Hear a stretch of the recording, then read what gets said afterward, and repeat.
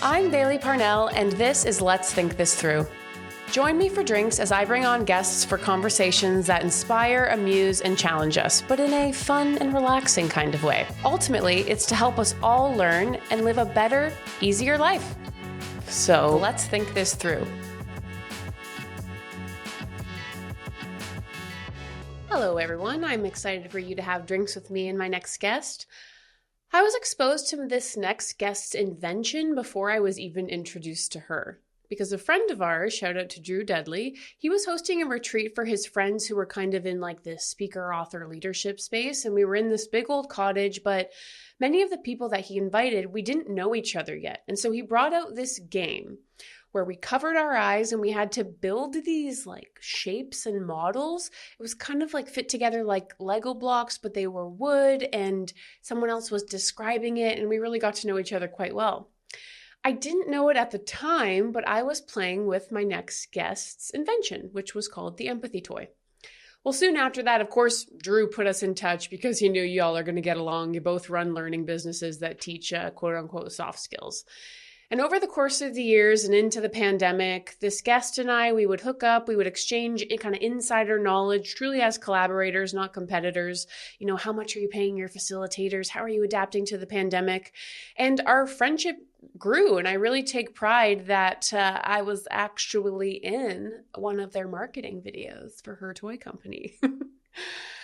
Well, the friendship grew, of course, even more so into much more personal territories. And I have been with this woman in a canoe in the bitter cold, laughing over wine. And so throughout the whole gamut, it has been an absolute pleasure. I am very excited to introduce you to this brilliant, insightful, interesting woman today. Today on Let's Think This Through, I will be having drinks with Ilana Ben-Ari. So welcome, Ilana. Thanks you for having me. Of course. You were one of my top names that I was going to have at some point. How could we not go for drinks? And when I think about going out with friends and the conversations that enrich me, that inspired me to start the podcast, you were absolutely on the list.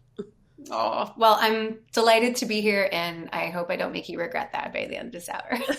Well, it is my podcast, so I can cut it if I want to. But I don't think we're going to have to do that. What are you drinking today?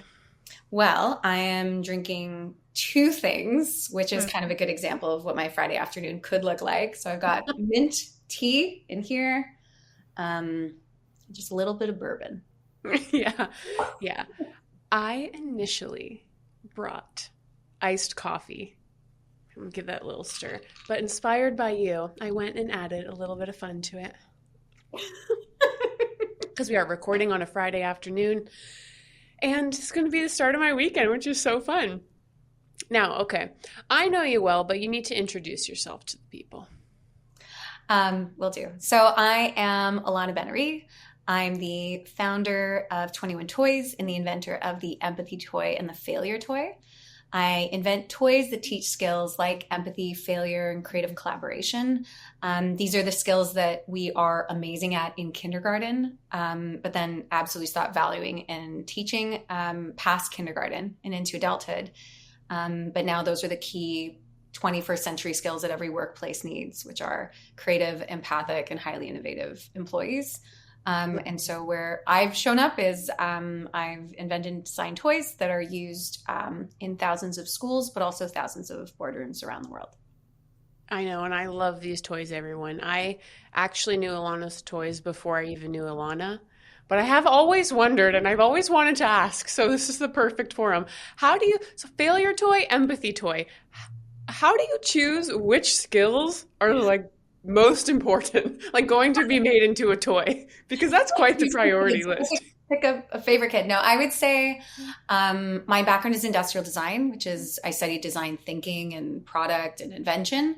And design starts with empathy. And so I think all learning, all development, everything starts with empathy. And we use the medium of play, which is our first, learning tools. First educational tools is just play. So empathy, definitely I'd recommend to start with. But failure is such a great extension of that. So empathy, understanding the perspectives of others, understanding yourself. And then failure, it's not necessarily about teaching, failure is okay, or it's not designed to trick you. Teaching failure is really just about iterating and experimenting and understanding that any every single human in the world will experience some version of failure. So we should probably learn about it. Yeah, I have a whole list of skills that I need you to turn into a toy. For example, conflict resolution, giving and receiving feedback. I mean, all of the actually, you know what? Those toys that you do have though are easily adaptable to those Our scenarios, aren't they? empathy toy was recently, I mean, a lot of conflict resolution it's used. Specifically, we have a story coming out soon on our toys being used with conflict resolution experts all around polarization, especially with what's going on in Mm-hmm. the world right now. So the empathy toy is great for shared understanding and learning and common language and starting there. Ooh, Um, I love but that. it I absolutely love that. naturally, it naturally lends itself into conversations around failure. You know, what does success look like? How do Hmm. we experiment? How do we try something new for the first time? How do we Totally. navigate the fact that things are not going to work? Hmm. Yeah, and I wouldn't have thought about transforming the empathy toy. Well, like using it in the context of polarization, but it makes a lot of sense. Like the communication, as you said, gathering the same language. When you're starting to think about designing a toy, what is the creative process? I think a lot of people don't meet toy designers every day or inventors. What's the process like? I love this question, and I don't get asked it nearly enough. So, the empathy toy. So I do have it here. It's Yeah, behind show me. it. It's a bit of Oh, a blur. show It it. looks like in the box. It's an abstract wooden toy. So if the two of us were playing, and it could be in person or remote, but let's pretend it's in person. A facilitator would give you a pattern. So let's say they chose this pattern. Mm-hmm. You would have to describe this pattern to me so that I can recreate it with my identical set of puzzle pieces, but they are loose. And they have Mm-hmm. these different like textures and materials and shapes. Mm-hmm. And essentially, you have to describe that to me, but we're both blindfolded. Mm-hmm. And so, in 5 to 15 minutes, you gain huge insights into how you deal with patience, frustration, but more importantly, creative communication. So, whether you're like a team of 2 or 200, or you're 6 years old or a CEO, you essentially are using the toy to describe a metaphor for a real life scenario. The way that I design toys in general, Yeah. I would say with both the empathy and the failure toy, is I do a lot of talking. So the first step to, if you chose a topic like empathy, for me, it had to do with understanding, well, what's the breakdown of empathy? What are the criteria? What's the formula? What are the different feelings or emotions? The empathy toy has an interesting origin story because I originally designed it for visually impaired blind students to play with their sighted classmates. So I Wow. actually used orientation and mobility foundations to build it. And the Mm. foundations are, where am I? Where am I going? How do I get there? I Mm. thought maybe I can make a toy around navigation. And that's kind of where these pieces come from, like north, south, east, Mhm. west. Yeah. But I designed it with the idea that it turned into a collaborative puzzle. Because so often when you're giving direction and taking direction, how do you describe something you can't see? And that Mhm. can be extended to an idea. How do you describe an idea you can't see? So Mhm. forcing someone by removing their sight to describe what they're imagining and that creative conversation, but there has to be both parties, and it could be 2 people, it could be 10 people, depending on how you structure it, all have to come towards a shared language and a shared understanding if you're going to recreate the same Mm. thing. Um, Yeah. yeah, the failure toy is a game of balance and experimentation. So that toy is a wheel Mhm. and it rests on these safety pieces, Mhm. these pink safety pieces. So in 5 minutes, you have to create, or you're tasked with creating a structure that is ambitious or as safe as you want. And what happens is you build with these pieces. Some have magnets, some don't. And you Right. essentially have to wait to the buzzer to see if the shape that you made on this unstable wheel, when you remove the safety pieces, will it be stable? And Yeah. there's So different buzzers and point systems for it. Yeah. if you are listening right now and you're not seeing Alana's video, she is holding up, imagine this, a giant wheel that's made of wood and it wants to roll all around the table and you need to figure out how to add things to it and not make it roll around the table. And guess what? You fail a lot speaking from first person experience. Yeah, sorry. I realize with the podcast, yeah, they can't all see what I'm describing. But yeah, it's an abstract wheel where you're tasked to have something kind of stable. But the way that I got there with the failure toys, I started talking about what does failure look like? For a failure to succeed, to make something that there can be failure, you need to have an idea of success. So I knew it was always going to be teams. You know, you compare yourself to the other team, you have the exact same shapes. The other one is how do you make people care? How do you design folks caring that something doesn't fail? That's a huge component to it. And I always thought, you know, this is going to be a game that's like Jenga. It's like a game like people really care that something doesn't fall. Yeah. And you know what? I just love to hear these levels of thought. Dare I say that you thought this through? But I love hearing the sort of justification for why it's a team game, because I'm not a toy inventor.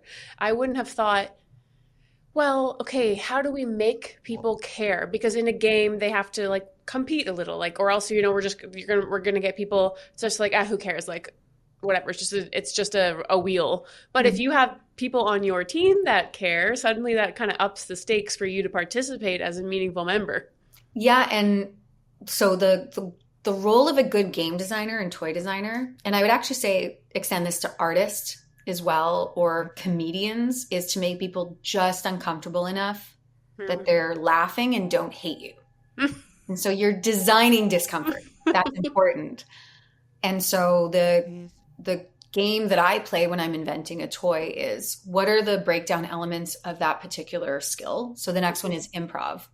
So how do I design a toy that lets you yes and? You know, how do you build on someone's idea? And I just in the beginning phases of it, but this idea of using weaving and thread as an inspiration is part of it, and weaving through story. How do you create a story through improv? But it's not going to work as a toy if I don't create tension and create friction. So you just want to find the right amount of tension and friction that folks are laughing, they're a little uncomfortable or a lot uncomfortable, but they're enjoying themselves.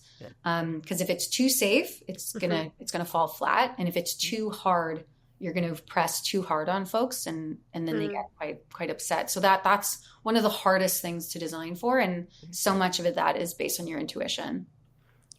Well, yeah, I can definitely see how you're an intuitive designer, right? You just, and part of it, I think, is your first skill, actually, your connection and empathy with other people, right? Ability to see them react, even in your test, in your what do you call it? Your pilots with people, right? Yeah, I joke about with innovation too. It's always about the contradictions, and I think how I feel, how I exist is with a lot of contradictions. But I think great designers and leaders, in one hand, you're really empathetic. You want to hear you want to hear opinions. You're curious, you're open-minded, you're without judgment.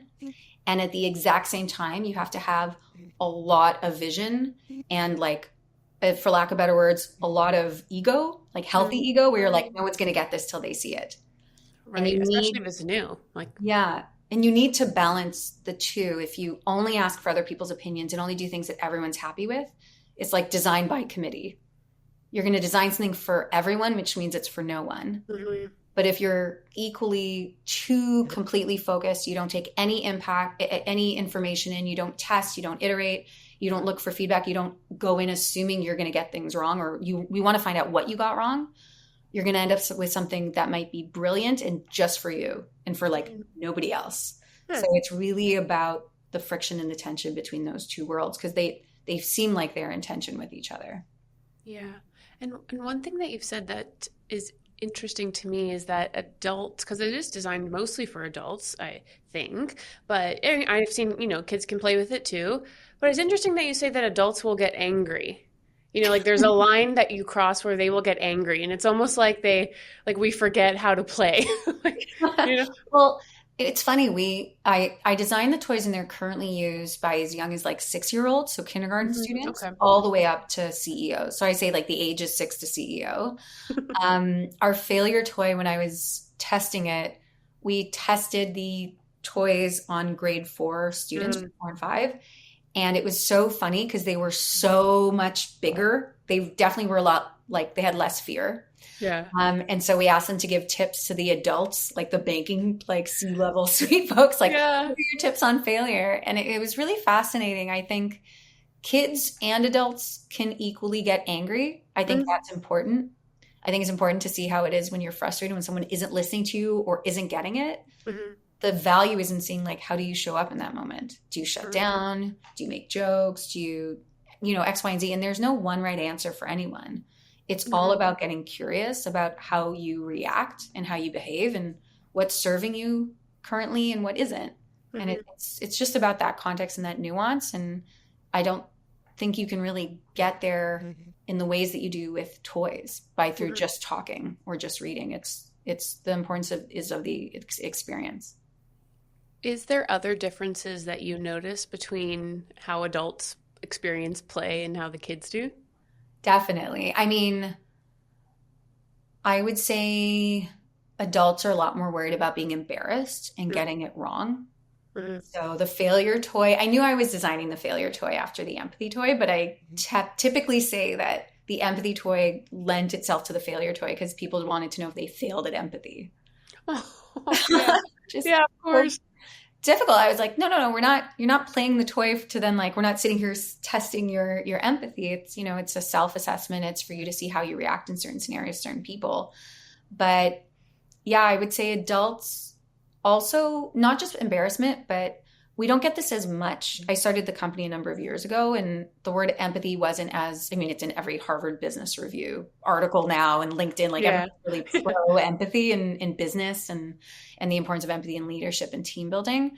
But when I first started, I used to run the workshops before I had my team of facilitators, and I had a big slide that said, like, empathy. And I remember as everyone walked in, there was this idea that, like, they're in trouble. And we've had clients say, you know, before you come in to run a team building workshop with the empathy toy, can you not use the word empathy? Oh my goodness. You know, you're right though, because I remember that, what was that, around like 2011, 2010 era? Yeah. But I think I didn't mind because the toy is designed to be languageless, genderless, like it looks like abstract art. So I'm more than happy to have a conversation around communication. We know the topic will end up on empathy. And every time they've said, don't use the word empathy or try not to use it as much, it's that same person, usually the boss or the CEO, that halfway through the workshop stands up and declares as though they discovered it. And they're like, empathy is the most important thing. Everyone, are you getting this? Like we saw someone, I think my team said they loved it on their way up on the elevator. One of the participants was in the elevator with them and they're like, oh, we have to go to this like empathy workshop. Like they were not excited. They thought maybe they were in trouble. And they were the ones that stood up, raised their hands as passionately as possible to say, like, you know what I discovered? This is crazy important. This might be the most important. And so we've seen that happen so often. I'm fine with calling it something else because it still has the same outcome. Well, I can see that too, because even within the empathy toy, everyone, you get this little booklet about how to use it. And one thing I always thought was special was that there is ways, it's not just like a how to play the game. There's like in the back of the book, there's like, what if you want to play this game for conflict? What if you want to play it for communication or all these other contexts? So I can relate to that because sometimes people will come to skills camp thinking that they want one skill. And through intuition and experience, you just know that, for example, they might think that they're coming for productivity issues, productivity, time management. But then after one conversation, you're realizing that it's probably a bit of burnout and like wellness. So then you just say, it's a holistic approach to productivity and spend half the workshop on people's well-being, right? Yeah. And it's like, but you know what, but your job as an educator, and I would include you in this very much so, is you're not just, it's not just toy designing, it's learning designing in a way. And you know that you are going to bring them there and they are not there yet. And the fact that they've come to you is the first step. Exactly. And so often we come into companies that aren't necessarily convincing folks of the importance of empathy or failure. They're like, it's in our core values. We have a program devoted to it. We just don't know how to get from the talking and the theory to the actual experience of it. Right. And so for us, like so often we hear like the empathy toy in particular, like we bring your core values to life.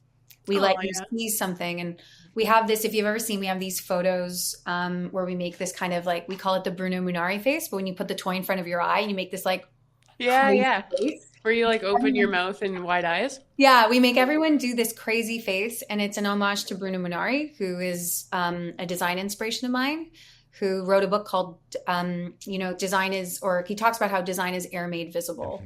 And it's this idea that design lets us take ideas and things that don't yet exist and make them visible and tangible. And I use that as an inspiration for the soft, the hard soft skills, Yeah. failure, all of those that because we can't easily measure them, we can't easily see them, they're not tangible. They end up feeling like this afterthought, like this nice to have. Whereas if I can do math or I have this like really expensive, STEM or like chemistry set, it gives it this value because it's being used and it's being taken seriously. And so the toys are intentionally designed not just to exist in a 3D form, but I've designed them with like maple and walnut woods and very high quality, and they're meant to look like art and be beautiful to say subtly or directly to your face, like, no, this is important. This is of value. It's of equal, sometimes even more value than like the STEM and the technical skills that by default get a lot more of that immediate understanding of the value of them. Absolutely. I mean, this is the way, and it kind of leads nicely to your thought experiment for today. Because in every episode, we do a thought experiment where we get to take a hypothetical situation related to it, and we can go in any direction, no consequences. We can think big. We are not even constrained to the materials of this world or money. So in my head, I was like, I just think Ilana's going to be good at this because in terms of free thinking. But I called yours top of mind toys. So everyone take out your notebook because you might be getting some business ideas here. We're going to do a rapid fire toy design session. So I'm going to name 3 life skills that I think people need to learn. And then just off the top of your mind, we're going to come up with a toy concept that could help teach them that skill. And I literally, when I was thinking about this, I wrote, think non-practical because, so they're all over the place. So I selected 3 random things I see that it would be good for people to be good at. Okay. Now the first one is self-advocacy. What on earth, top of mind, I imagine you would refine it to perfection later. Yeah. Could we design to help someone be better at self-advocacy?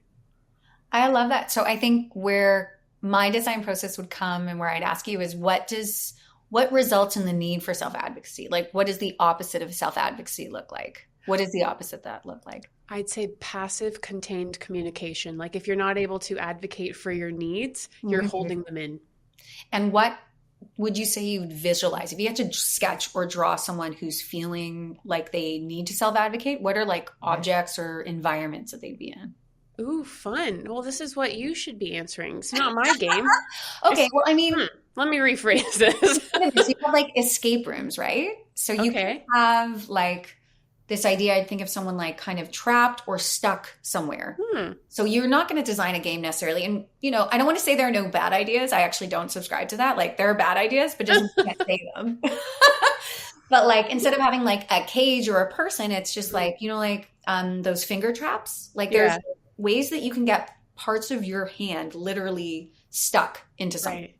There's ways that you could see, okay, well, if I'm stuck, then what does self-advocacy, what are the barriers to self-advocacy? Is it being able to communicate, or is it knowing that your boundaries have been pushed? Because sometimes folks don't know that they're stuck.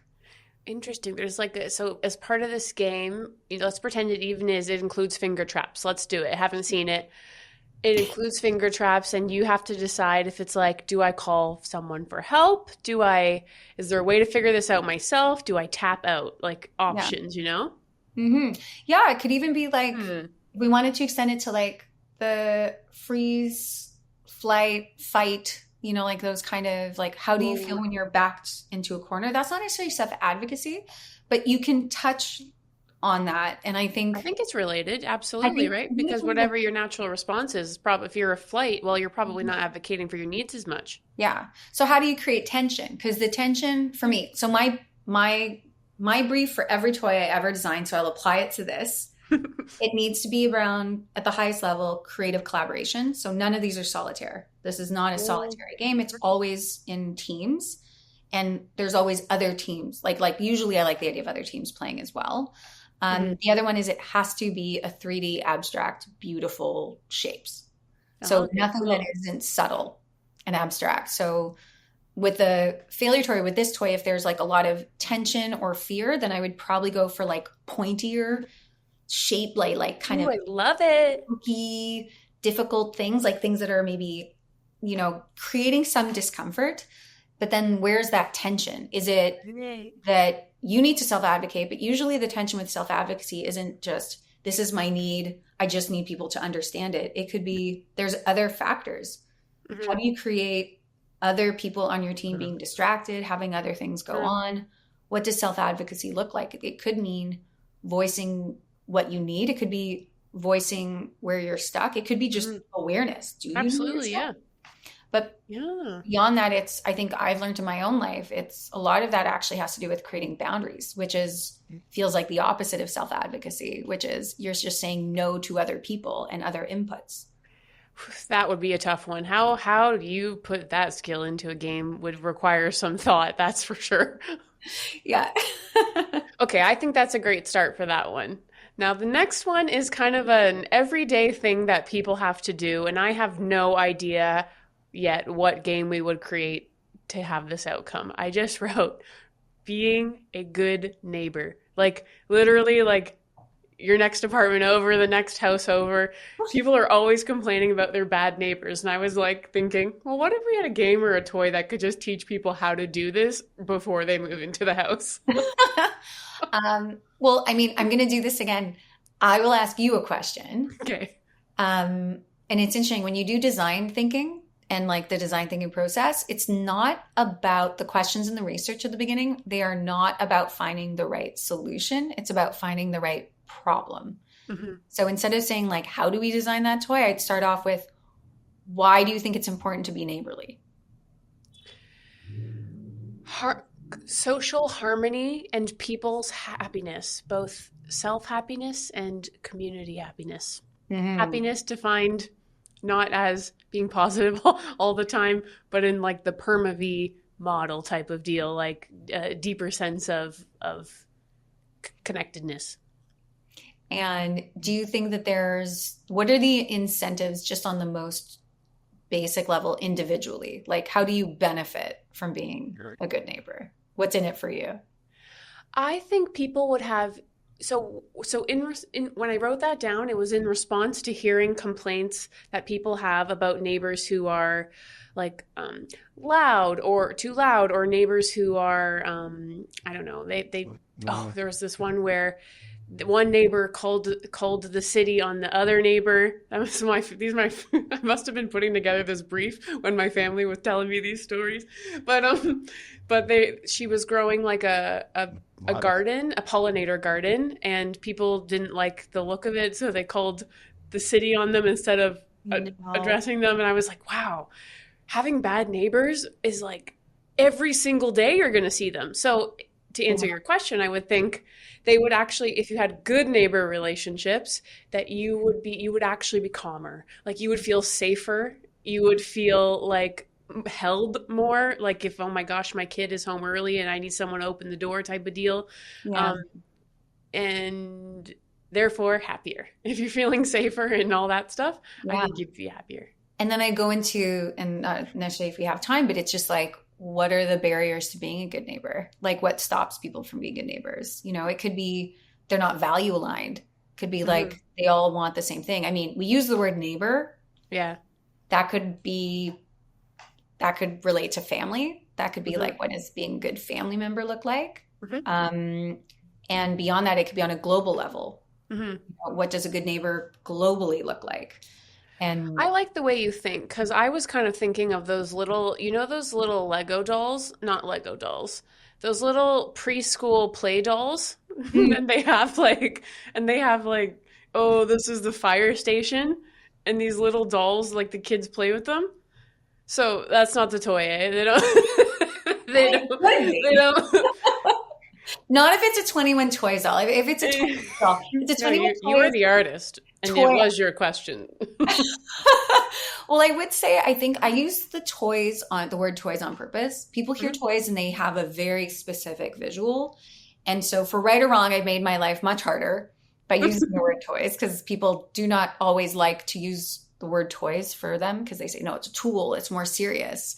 But Mm. I'm trying to do a lot of things at once, which is like, why do we need to discount toys? Yeah, Like, I like it. I think you are. but yeah, I would say like the neighborly one to me touches on one of the future. I know what I'm designing the next 5 toys, so I'm giving myself a minute. The next one is improv. But if a Fun. future toys are going to be around anything from, cross-cultural dialogue, how do Uh, you communicate with someone that maybe has a different lived experience as you or might have different values or different culture. mhm. But also one of the toys I'll be working on is a toy for negotiation, which is how do you Yeah. negotiate with others? These are all skills that we're not taught. And like, I'm also learning. Like, part of Mhm. designing the toy is I talk to people in that industry and ask them questions. And then I try to take like a child's mind to it, which is okay, Mhm. if I were to take what they said and I broke that down like a recipe, what are the core elements that exist that create a scenario where I'm going to be confronted with that? Mhm. And then what are the physical manifestations of it? And that's where I get weird. That's where my design process is a lot of like sleeping and dreaming, where I'm like, oh, it's definitely an egg.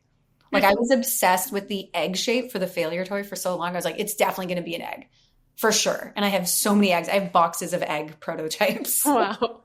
Until I was like, no, I actually don't want an egg. I need a pointy egg, which really just meant a diamond. Oh yeah.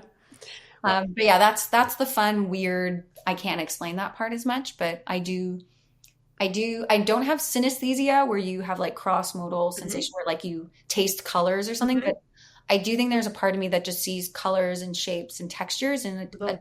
attaches a feeling to it. Mhm. Yeah, I can see that. But in a way, it kind of sounds like you then are already creating the toys that result in these outcomes, like Hope in a so. way. Yeah, yeah. I'm trying to create a toy school, really. Mm. Yeah. Which I'm all here for because, if you, let's say you were doing negotiation, cross-cultural dialogue, I honestly think those two things would solve a lot of the neighbor problems that I was just talking about. Yeah. And the empathy toy, Like, like yeah, all of true. that's the idea. I design them kind of as an island, but I always know that they're part of a much larger ecosystem and Hmm. fabric. And yeah. Hmm. Yeah, and that's why the empathy toy comes with other ways to use this, which is really just other ways this skill is important in your life, right? Like having conflict, Yeah. which again, the empathy toy in and of itself, honestly, as I'm thinking this through, could just be the good neighbor, the good neighbor toy. I would definitely pitch to include it in the agenda. Yeah, exactly right. It's funny because when we teach these skills, do you ever feel like, eh, thinking out loud, but the empathy and failure that you are supposed to have this figured out in order to be the designer and deliverer of these toys? No, like, do I need to know those things? No, I Or just like, oh, I'm going to go teach you all about empathy. Is there places where you feel that you've struggled most to show empathy? Yeah, I think can struggle on both ends. I think over the years running the business Mm. and being in a leadership position, it does test your ability to be empathic because sometimes your empathy can feel like that can be a tool to confuse, distract, or manipulate you. And so Yeah. sometimes you want to be mindful of practicing it in a way that you don't you don't feel like you're applying too much of it and Mhm. you're doing something that feels like the right thing to do, but it actually causes a lot more harm to that person or just yourself or other folks around you. And I think when you're burnt out, which I definitely after so many years of Mhm. running a business, it's so much. I don't know any entrepreneurs that haven't experienced some version of burnout or different mental health challenges. And I think being able to have empathy for others can be a lot harder when you're in that position. And I think for me, the way I grew up, I came to Canada at 6. I had a really thick accent and a mullet, because why? Still don't know. I'm still not over it. But I was like, thanks, mom and dad. Like, that really helped. Thank you for the mullet. But I definitely showed up to Canada. Like, I was bullied. I was definitely an outsider. I had a really hard time. And so I actually think I don't know if I was born this way or it was through those circumstances, but I was a very, very empathic kid with some big blind spots. And I had a teacher that was really phenomenal in grade 6 that, without calling it empathy, taught us empathy and taught us to kind of think about what we did and how it impacted others. But I think I've always, all growing up, I've really felt for those that have not a harder time, but I can just really feel big feelings for folks. Right. But I do think, as a leader and a designer, and as I entered the workplace as a full functioning, adult professional, reevaluating, like, what does empathy mean now? And how can I use it as a tool that helps me grow and continue to be authentic in myself? But Brene Brown talks about this a lot. It's like, you need empathy with boundaries. Otherwise, it can also cause a lot of harm to yourself. And what I don't want to do is become rigid and closed off because of certain experiences. Yeah, that's a tough one. Yeah. I think anyone listening could hear both of those messages. Could hear someone is listening, understanding that empathy is important for the first time maybe, and that they need to start implementing it or learning it a little bit better, connecting with it as a superpower. But then there are people listening too who have already, this is an old lesson. They know this part, but what you've just said there about what are the boundaries so that your empathy is not taken advantage of. Because, the givers are all, like, the givers and the people who are open can very easily become like a dumpster for other people's everything. Yeah. Right? And then they can't give anymore. And I feel like you've been very open about that. This has happened to you professionally and personally. You've had like ups and downs of entrepreneurship, but also elsewhere in life that later affected entrepreneurship because we're the same person. Yeah, I've definitely learned that the hard way. And I think so often I talk about the importance when you start a business. And I also think for artists, creatives, folks that their intuition has really helped them in, and their ambition and their drive and their passion has gotten them to where they are. Sometimes those can be the things that make you the most vulnerable. Those can be the things that make it really hard for you to calmly and with like emotion, but emotion used as a tool instead of it driving the wheel of my decision making and my impulses. When I'm designing a toy, if I go from egg to diamond, like, no one cares. But when you do that in the context of a team and you're like, oh, I woke up this morning and I'm inspired, now we're going to go in this totally other direction, that can cause a lot of chaos for the folks that are working with you and for the people in your orbit. And it's just a very different way of existing, where my feelings have always been where I tap into my creativity. But it's very, very different when I use my feelings to inform how to, keep myself safe, make smarter decisions around my energy. It's just, it's very different. And it's something I've gotten a lot of coaching on, but I'm still in the process of learning. Yeah, because I'm thinking, if this is like your job and you have to turn it on and it's your business. So one thing that you have that maybe, X other toy designer doesn't is, if you don't do the job, you don't get paid.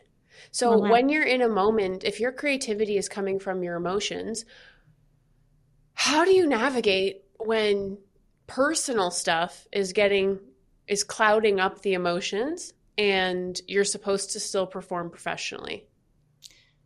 Because I know that you've been through some stuff in the last couple of years, and I feel like this is an active conversation.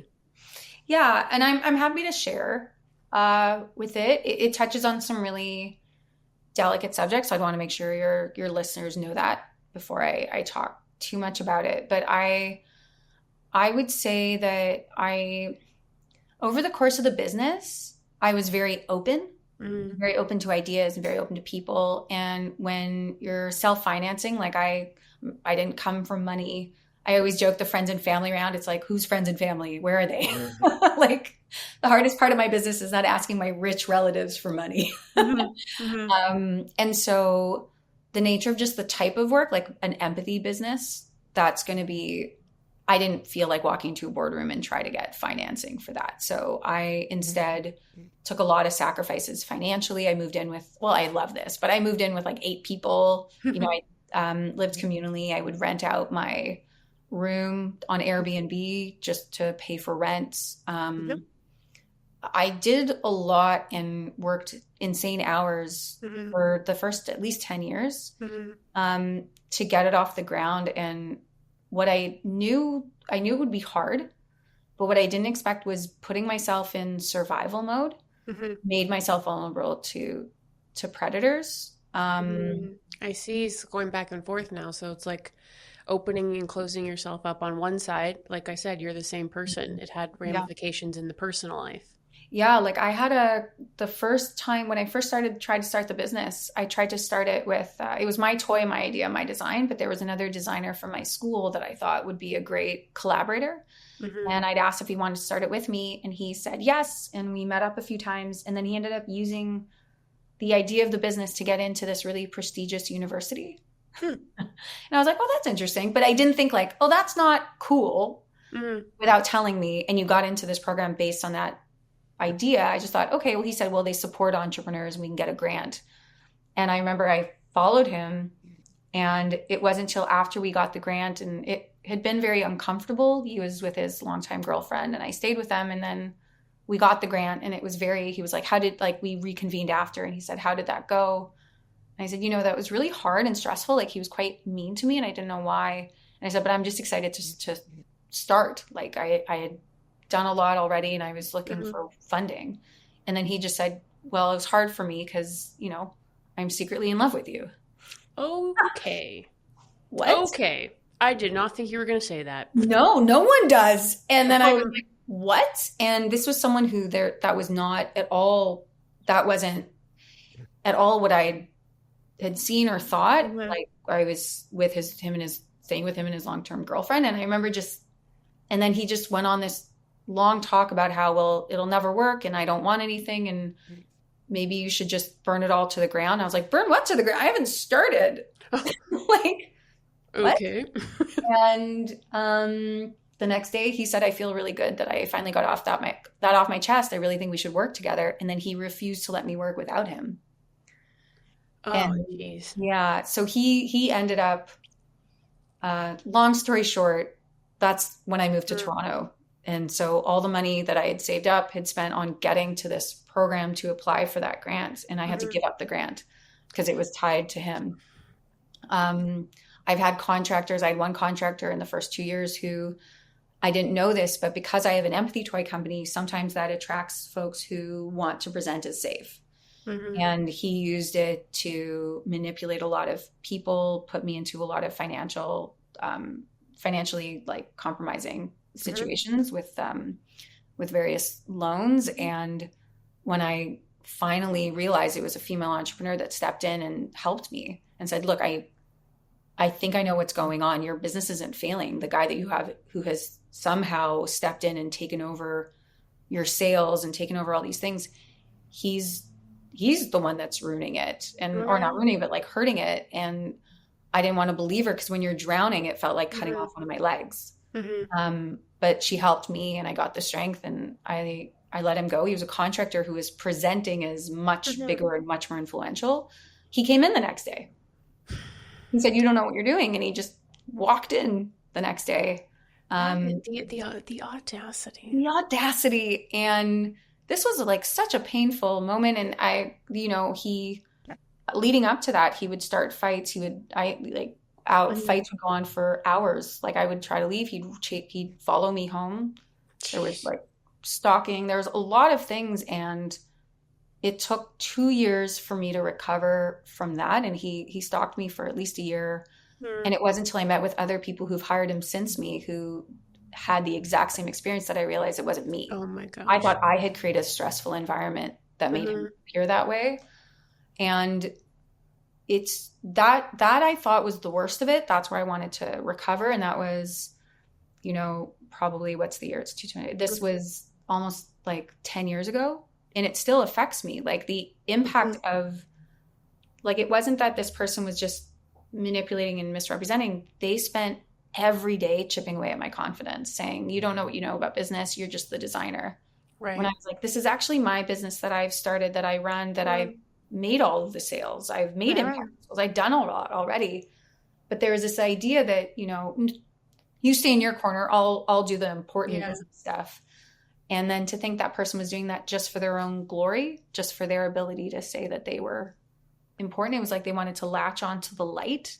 Well, I have no doubt. I have no doubt what they were getting out of it. Like I would have never considered that. I was so happy to have somebody that was as passionate about it as me. I didn't consider that person showed in and said, this woman is very tired and very distracted, and I can step in. And I thought that was the end of it. And I was on I talked about it with close friends and family. And then, almost exactly 2 years ago, my entire. I just know what you're about to say. And I just got full body shivers again, because you're just like the skill, the light that made you the best toy designer, that makes you an open artist, that makes you design an empathy toy, also was the thing that ended up being, taken advantage of. Yeah. Go ahead and you can share as much as you want about what happened. I was in a relationship with like the majority of my 30s, with a person who I thought loved me dearly, was really proud of me, but internally in private was very mean to me, used very abusive language, denied any intimacy or kindness in private, but attributed that to a lot of mental health issues and sensitivities. Discovered that they were none of those things, and instead had just a secret predatory life of like drugs and hundreds of women. And I learned that because I got a message on Instagram from a woman who revealed him trying to, cheat 2 days earlier. And this is the part I'm okay to share, because I think I gain a lot of strength from telling it. And I feel safe now that I can at least say, like, it's not about him, it's what happened to me. But it's what she didn't realize when she messaged me was I was actually pregnant. At the time. I know, man. It was crazy. It felt like I was in a movie. It felt like a complete movie. And that was one indiscretion. And then over the course of months, every person I met through him, some of them I'd known the entire relationship. This was like a very long, multi-year relationship, came up and said, we all knew he was a bad guy. We just thought you changed him. And I remember saying, he was a bad guy? Oh my gosh, this is so interesting also with what you just shared before this about how there was this, that your light, that gift was like that you would give people, even in business, the benefit of the doubt, assume best intentions. Well, I didn't even assume the best intention with him. He was introduced to me through a mutual friend, but someone I didn't know very well. And before I agreed to the date, I called him, I said, is he a good guy? And he said, yes. And he said, oh my gosh. Later he didn't want to embarrass him, and he'd never seen him. And lots of people said he'd never seen him in love. And so they just thought I changed him. He finally found his person. What they didn't know, and then I found out later through other friends who said, we heard he was a bad guy, we thought you changed him. The people that were close to him and lived with him during the relationship, because the first large part of the relationship, we didn't live together. He had roommates, so did I. They finally said, we weren't going to say anything, but we were waiting for you to come to us, and said essentially there was one to large groups of women all like almost every day. It was just the amount of insane. And then I talked to the women. and Okay, so heard so about, yeah, hold up it's on so much. timeline. So you're in All your of these podcasts. oof, listen. It's crazy. Yeah. We are you're let's say you're on your home, you're on your couch, you're pregnant. People don't know this yet, so you're still probably holding this alone, and you get the Instagram message that your partner, longtime partner, is cheating, and then what? And then all these people, I'm from what I'm hearing, you share it with them, and then they're like, "Oh yeah, that checks," and you're like, "What? Why does that check?" A lot came to me saying, I'm so sorry I heard what happened, because the pregnancy hadn't been confirmed yet at that moment. We'd been trying. And the weekend that he got caught was the same weekend that we were supposed to be trying. But instead, he did what he always does, which was say things to make me feel ugly, unwanted, and left me crying on the couch. And he would do that to get space from me to then go in the other part of the apartment, message women. Wow. And there was many of them? I have been told that it was hundreds. Oh my gosh. I was told that I have reason to believe it was every day. And it was a lot of it, if they did know about me, it was presented, I made him present as safe. Because I have an empathy toy company, and anyone that knows me, I'm very authentic, I'm very real. And so one of the things that I've learned through this is, and sorry, I did end up having like a life-threatening miscarriage shortly after, which was... You don't need to be sorry. Very devastating. I was like, does it need to be this dramatic? Like, really? But it just seems like one hit after another at that time, I imagine. It was all, I was running my business at the same time. I had to go to team meetings. You know, I couldn't share that. I could share that with my advisors and my friends, but I do say that it was the beginning of like my like witchy energy origin story, which is the whole thing was so, it felt like out of body, because you hear stories like this, but I never, you know, everyone says I never thought something like that would happen to me. And I wake up thinking, forgetting, and then remembering and being like, this can't be real. And luckily I heard about things through stages. I didn't know all of that at once. It happened over time and different people showed up, but I didn't go searching for it. It came to me. It was given to me. And then I just thought, you know, how did we get here? And I think that part of my healing, a huge part of it is just being able to like really reconnect with my body. I think a lot of abuse, and I was able to safely get out and go no contact a year and a half ago. But that in itself, like there's a lot that I learned about the relation to narcissists and empaths. Yeah. Whereas that they, you know, and I also recently got diagnosed, like at the exact same time, got diagnosed with ADHD.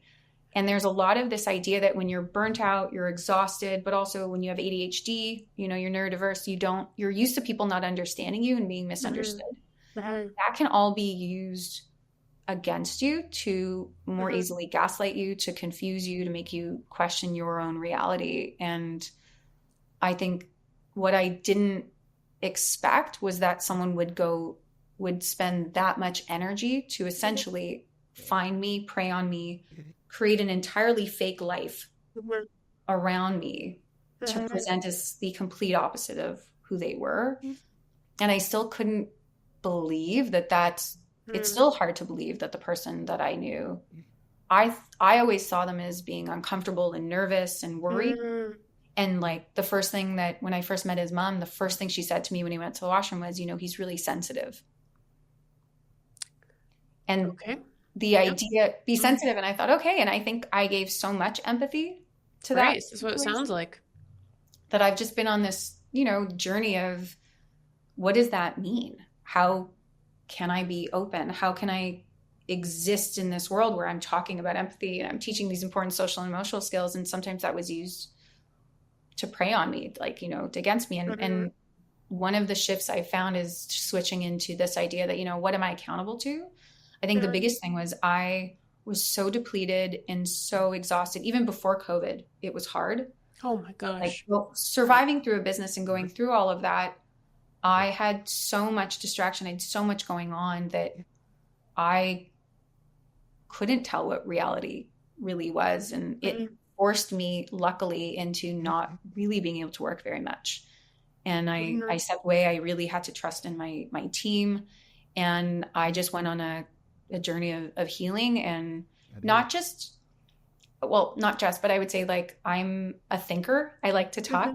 I very much live in my head, but it forced me to live in my body and really pay attention to my body. I like to say that the worst relationship that he broke was the one between my head and my body. Ugh. And it's not that my head, you think your head doesn't trust your body. I always say, like, my body didn't trust my head. Wow. My body was like, you That's a good way to put it. You haven't been doing things that feel like they are protecting me. So I am going to that's a good way to put it. Yeah, my body quit, and it was like, you have some work to do with me. You need to start talking to me. Yeah, you're not supporting me, support you. Yeah. Yeah. And so I got into, luckily I'm surrounded by amazing entrepreneurs, especially like women entrepreneurs who would understand this situation is quite specific. And they were like, I was like, send me all your healers, send me all your energy, everything. And so I started working like in somatic coaching, doing a lot of energy work. And anytime I'd feel a panic attack coming on or feel too much, I wouldn't get mad at my body anymore. Right. I would literally put my hand on my heart or where I would feel tension. And I'd close my eyes and I'd be like, okay, sorry, I haven't been listening to you. What do you need? Oh, yeah. It was really sweet. Kitchen. I remember, like, I was hysterical and I was just like, am I being mean to you? I was like, sorry, am I asking? I would think everyone would talk to their body like this. It's a good grounding moment, isn't it? It was amazing. I remember one time I was just like, am I pushing you too hard? And I was like, oh, right. I was like, do you want me to call someone? Do you want to go for a walk? And my body was like, yeah. I was like, oh, do you want to go for a walk? Do you want me to put on music? I love this. Okay, we can do that. And so I love thinking about it this way too. I am going to think about this later today. Probably all weekend. Yeah, it's been crazy. I mean, I've just recently been able to talk about the story without crying, and there's so many more elements to it, but I think. Yeah. One step at a time, though, you know what I mean? Like, at some point, this is a story, and it is like a movie, you know what I mean? It is. We don't have enough time in this podcast, but it's like a TV series with seasons. It's just been. I know, that's what I'm thinking. I'm like, well, maybe we should just extend the length of this podcast. But then I'm like, that would probably be like a mini series. Yeah. That's how many things went down. It was wild, but it also, in a weird way, reaffirmed my belief in the universe and just like something is out there, and I do believe that things happen for a reason. And I'm not gonna. I always have this. I live by this statement of like, you can either be a good example or a horrible warning. So I always like to. That's like one of my favorite quotes. And I was like, oh, I didn't think I'd be both. I think you're not a horrible morning. Well, hopefully not, but you're a delightful morning. And I even wore these special earrings for you because when I think about you, I think fun. I think you are going to have fun earrings on that make people smile. On these ones, and you do, and you're a fabulous morning. How about that? Thank you. And I think having women like you in my life, and like really like the people that showed up, I did not expect the wave of love and support that just surrounded me. And it's weird. It's like when you're at your absolute worst, there really is a bittersweet light to it where it's like, I actually don't have to make that many choices. I actually can't. I have to stop everything. And I have to I just have to put good food into my body, and I need to rest, and I need to be surrounded by people that love me and support me. That's not easy, but at least that was like, I actually cannot do much of anything else. I showed up to meetings still. I didn't actually stop fully working. I had enough time to show up to meetings, but thank God for remote. I could show up to a meeting, close the computer and go for my daily cry walk. I could do things like that. Yeah, but I think that's a struggle. It's like, I think a theme of this has been like how you are the same person, like as an entrepreneur, as a woman, and also as a girlfriend, as whatever we are, like it's the Yeah. same. And one of the struggles of entrepreneurship that I think is underrated that like you're pulling out of me, right? Or you made me think about is just you don't, how do I word this? Like you're one of the hardships you might be taking on, like one of the risks is that when things happen in your personal life, you might not get the luxury of being able to take a leave or you don't eat. Like if you're a small business, you know what I mean? And that's like, there are a lot of good things, but I think that's one of the aspects of life that is maybe not fully understood of how there can be hardships here too. Oh my goodness. Yeah. I mean, healing is expensive. The one Mm, of the big things that I leaned on was I had to lean on people like just financial, like just to be like, how do I, and like mhm, the privilege of being able to ask for help like mhm. that. Luckily it wasn't during COVID that this happened. This happened at a moment where I made the decision where I was like, I'm not going to think about the things that stress me out, which is money all the Yeah. time. But I'm also not going to take on things like I need to just stop, full stop, and Mhm. say, okay, can I exist for the next 3 months in this question mark? What does Yeah. that look like? Yeah, it was just, I think with the personal stuff, what made it possible is I could just really show up as myself in Mhm. almost every part of my life. Like Mhm. I was definitely incapable of leaving the house without telling literally everyone, like the mailman, Mhm. like the barista. Like they're like, Mhm. "How are you?" And I remember I forgot when you go outside, that's how people say hi. They say, "How are you?" And I'd be like, "Oh no, Mhm. I can't answer Yeah. that without telling the truth." And so I would just say, "Yeah, it's terrible. Yeah. I'm Well, doing you know so." what? Maybe that's good. I think that everything, I know you feel this way too. Things happen for a reason. And and it's possible that those people in that moment who were asking it needed to hear Hmm. something other than, yeah, good, okay, move on, you know? Well, I That think when you're asking, people might actually be going through something that you have no idea about. yeah, and I think what I'm learning now is how to integrate, how to show up without dismissing what happened to me. I think the idea of never acknowledging it, and that's why Wow. I do want to talk about it's not him, it's what Mhm. happened to me and integrating that. What's the palatable, Mhm. what's the environment, what's the palatable way for me to still show up as myself, but Mhm. also not without creating this much larger, Mhm. thing someone else has to catch. Mhm. And that it's like a learning process, but I think I do so much work around authentic leadership. Yeah, yeah. It wasn't safe for me to share all those details with my team. That would not, I can tell them I'm dealing with something, and I was able to share Right. with them that I was not in a good place and I needed support. And they obviously knew that the relationship had ended. But I'm not going to share those crazy details with Mm. them because that wouldn't be appropriate. But for me, it's like, but in other circumstances, it's important to not just say a relationship ended poorly, or even if it's just infidelity. I Mhm. do think that there are so many women and men too who are in abusive relationships that don't Mhm. know they're abusive. Yeah. Abuse doesn't look like someone just hitting you or being mean to you. Abuse looks like somebody praising you and gushing over you in public Mhm. and then criticizing you in private and making you feel Mhm. small. Abuse can look like filling your apartment with flowers. Abuse can look like writing love letters Yeah. after a fight. That's right. That's right. It's not the right word for it. And I think if I'm going to live authentically, like I want to talk about that experience. I haven't just experienced it. This is the worst version of it, but it's not my first time in an Mhm. experience like that. And I just think so many folks get stuck in these situations where they do self-blame and they think it's them. And there's so much shame in it that they don't Mhm. talk about it and they don't reach out. And that's where they succeed because Mhm. abuse is only allowed to happen when there's isolation, when Yeah. you're removed from your community, where self-critique and all of those things. And so I'm not going to necessarily bring my team into that conversation, but I do want to be able to share at least a part of my story, Mhm. um, for other folks who unfortunately will inevitably, could be already or have left or might be in a situation like that. Well, I'm appreciative that you were comfortable sharing it here, thinking it through out loud, and I think that's going to have just the effect that you've noted there. That what you've talked about is someone's going to hear it and be like, I never thought about it that way for me, and that explains a lot. And that might just start their journey of healing. Mm-hmm. So Yeah. I commend you.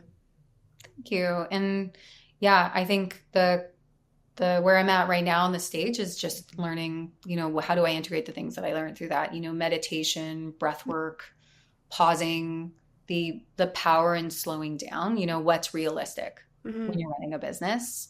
And so I'm Yeah. in that right now, what does life look like? Yeah, what does life look like? As we come to, let's catch us up to today. What does life look like today? Because I think it might be a bit different. You look, I'll try to keep it brief, but not that this makes everything okay and good, but like I found love. I joked I was given by an advisor got a psychic, got energy healer, and I met with a psychic, and she was like, "Oh yeah, your ex is a complete monster." oh jeez. I was like, "No way!" This was like very early. This was before I knew, and I was like, "No, no, no." And she's like, "But don't worry, you'll be in love by the end of the year." And I was like, "Are you kidding me?" And she described how it happened. We'd meet by accident, and then I met with an energy healer, like a Reiki session, and she also was like, "I see love, water." Like water will be healing. I see him in a canoe. I did another energy healing thing that was like, you're about to meet him. And then sure enough, weird. We met on the Toronto Island ferry by accident. Oh my gosh, how weird is that? Well, the weirder thing was I didn't realize at the time, and my girlfriends, because I was like, I've barely just rejoined society. Like, this is very new. And I was like, I met someone, but I don't know. My girlfriends were like, does he canoe? And then I looked online and I was like, oh, yeah. He canoes. Oh no. Oh my gosh, you know what? We need to have another podcast about the last time that we were in a canoe together. Oh my God. Honestly, that started everything. It was this whole situation started after we were in a canoe together. Really? Well, the witchy part is crazy. We pulled tarots. Do you remember we all pulled tarots? Briefly, I was so cold on that trip. Bless them, like I absolutely love the community, and it was cold. And I've legit never been that sick since, straight up. Oh, yeah. We were at an amazing weekend conference that was in the woods, and there was just a freak cold freeze. Exactly. There's nothing anyone could have done. No one could have done it. We were freezing. And to cheer us up, I think the second day, one of our bunkmates, all female entrepreneurs, pulled tarots. Oh, yeah, Jess. Yeah. And my tarot card kind of set the tone for what would happen a few weeks later and the rest of the year. It's been crazy. We can have a whole episode on like the wild, witchy things, honestly, that have happened my whole life. But this specific scenario, it just has been completely bonkers crazy. But that card, what it really, to me, and reflecting back on it, it was about freedom. It was about voice. And it was just about this idea that, I'm going to break free. And start new. And I definitely think that I got started on that journey, and I'm currently just trying to figure out, what does my voice look like now? But it's great to know that I've got just behind that's my the trouble with inviting your friends for a drink, is that you just want to keep going. But we are coming to the close of this, and I end every episode of the segment called Train of Thought, where we connect some of the ideas from this episode to the ideas from the last guest. And I'll tell you who the guest was after, because I think I know that you know them. And but first things first. Yeah. What would you say was one of the summarizing ideas? What was one idea from this episode that you'd want to pass forward? I think one of the biggest ideas is to, as soon as you can, really understand the role of energy and the role of your power within that in the decisions that you make. So I gave up my power very willingly by accident, without realizing no, I actually have a lot of power. And it's discernment. It's learning discernment of who to give energy to, who to give power to. But for me, that practice is really about sitting in silence, which I don't do that often. And really understanding just the world of it sounds wooey, but just the world of energy. Yeah. So much of what we do. I don't know why that sounds wooey. Y'all, everyone has energy. Everyone can feel it differently. There are billions of us. figure it out. At least figure out your own. You know what I mean? Yeah, Okay. well, like All we right. can go to the financial literacy workshops and the accelerators, but like, where's the workshop on like your energy, how to That avoid just just seems like how a to hundred. use it? We need another episode, I've decided. Okay, so the idea from the last episode was, I'll give you the idea and then whatever comes top of mind for how to connect it. It was they summed it up as the work that you're doing today, think about how it impacts people 25 years from now. Mm. How would that connect to understanding your energy? So the work that you're doing today, think about how it impacts people 25 years from now. Yeah, I mean, I would say so much. I think the work you do, the work I do, and some of the entrepreneurs I do, we're not building things necessarily. Well, I don't know about it being like the best, but for me, it's I want to be the first. I want to have a legacy. Mhm. And I think know what you're building and why, Mhm. and then find out just how much energy it takes. Mm. One of my advisors says, we think, am I building a 65-year business? Am I building an idea that's going to exist for 500 years? Am I just laying the groundwork for the next generation? Like it's a very, I don't want to say it's very, I don't know if it's like a North American mentality, but this idea that like we have one life, we have to achieve everything in that life. Like it could be the I second. love that. You can be setting the stage for the next generation. We can all create massive impact without having to destroy ourselves and create something massive and too huge. Like what's the right size of impact for you? Just based on where you're going and what you want to achieve and, being content with that. That is a beautiful way to end, building it up for the next generation. Ilana, my friend, thank you for allowing me to record one of our conversations over drinks. Cheers to you. Cheers. And I look forward to doing it again very, very soon. Yeah.